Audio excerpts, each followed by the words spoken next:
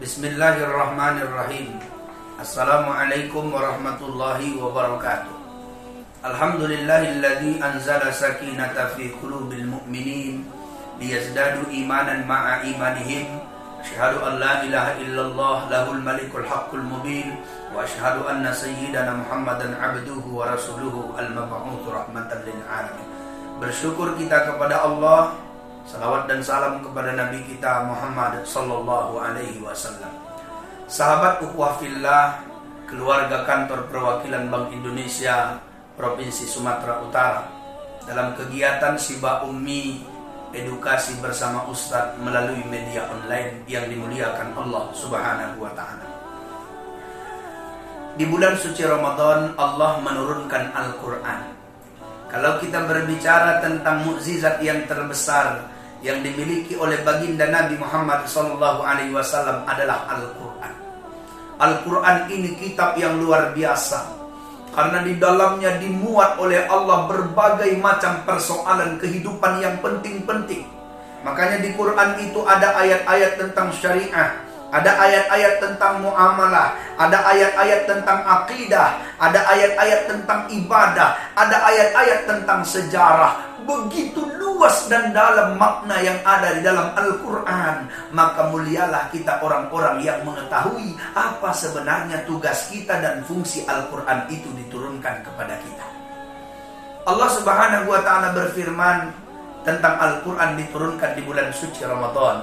A'udzu billahi minasyaitonir rajim. Bismillahirrahmanirrahim. Syahrul Ramadan alladzi unzila fihi al-Qur'an.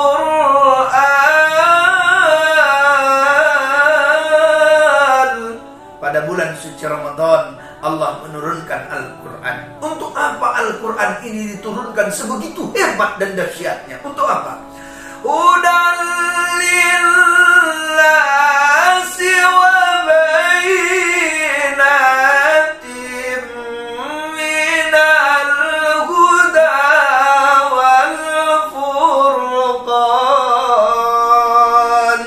Al-Quran ini diturunkan hudan linnas, sebagai petunjuk bagi manusia, wa bayyinatin minal huda wal furqan. Dia akan menjadi pembeda mana yang boleh, mana yang tidak boleh, mana yang hak, mana yang batil. Itu pun ada di dalam Al-Quran itu sendiri.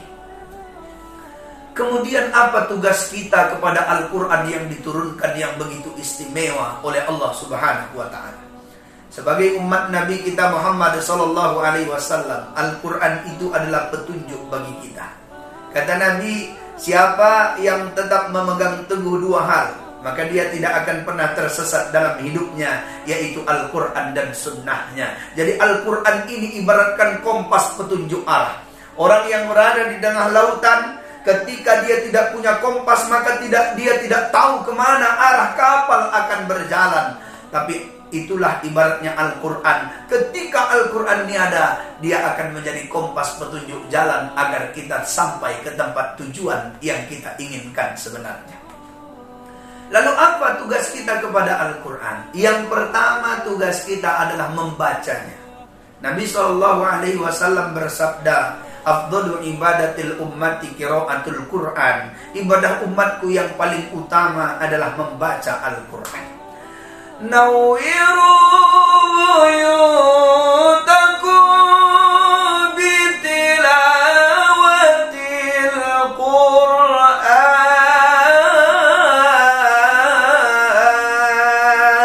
Terangilah rumah kalian dengan bacaan-bacaan ayat-ayat suci Al-Quran.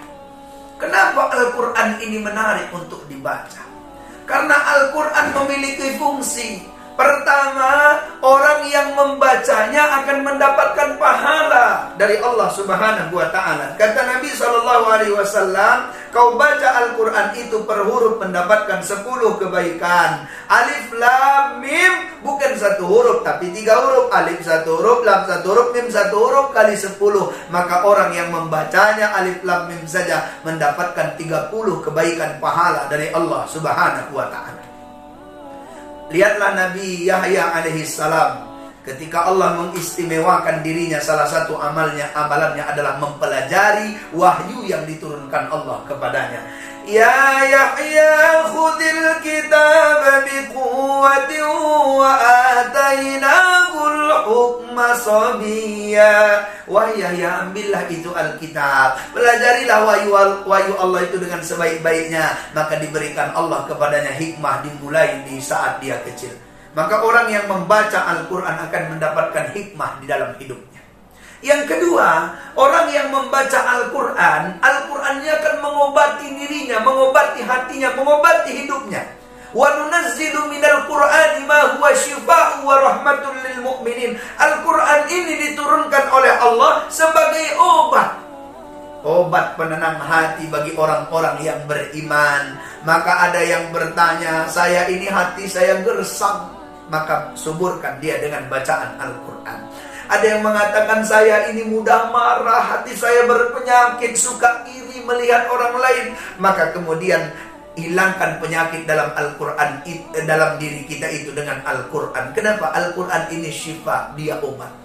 Ada yang mengatakan, bolehkah kita mengobati diri kita dengan bacaan Al-Quran? Boleh. Di dalamnya ada Al-Fatihah. Bukankah kata Nabi SAW, Fatihatul kitab syifa'un min kulli thummin. Al-Fatihah itu adalah obat bagi segala penyakit. Maka obati diri kita dengan bacaan Al-Quran itu sendiri. Ada yang mengatakan, rumah saya angker, bagaimana menyelesaikannya? Bacalah Al-Quran di rumah itu. Nawwiru buyutakum bitilawatil Quran. Bacalah di rumah itu Al-Quran. Insya Allah semuanya akan menjadi damai dan tenang dalam hidup dan kehidupan kita. Orang-orang yang menjadikan Al-Quran sebagai bacaannya sehari-hari, maka yakinlah bahwa dia dalam kehidupannya akan menjadi orang-orang yang dicintai oleh Allah Subhanahu wa ta'ala. Amalan paling hebat di bulan Ramadan ini adalah banyak-banyak membaca Al-Quran. Usahakan di masa COVID-19 ini, khatam kita Al-Quran itu sebagai kitab pedoman dalam kehidupan kita. Lalu apalagi tugas kita terhadap Al-Quran akan kita lanjutkan dalam kajian-kajian berikutnya. Assalamualaikum warahmatullahi wabarakatuh.